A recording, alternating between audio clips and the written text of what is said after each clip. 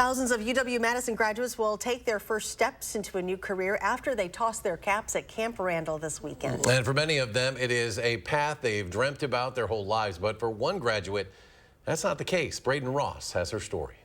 It's an experience many can relate to. My mom said you need to play an instrument, which I was great with, but I didn't want to play the flute, which was what she wanted me to do. So at 9 years old, Kathy Eich made her choice, the viola. You have a dream and you have this idea in your head of what it looks like, and then you just take the steps, which, let's face it, a lot of discipline, a lot of time alone in the practice room. Over the years, that choice she made as a little girl turned into a career. She played in symphonies and orchestras across the country. We work with Eich as well as groups like Earth, Wind, and Fire, and so it was a really unique experience, and it was a lot of fun. But then something changed. One day, something snapped in me, and I was just done.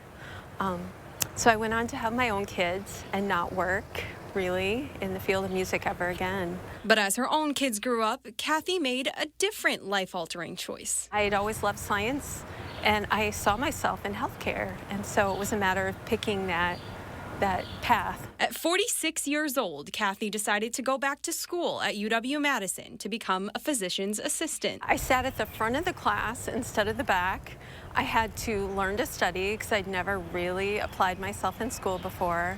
8 years later, she's graduating this weekend, ready to start her brand new career at 54. Sometimes I'd get these college kids saying, "How do you do it?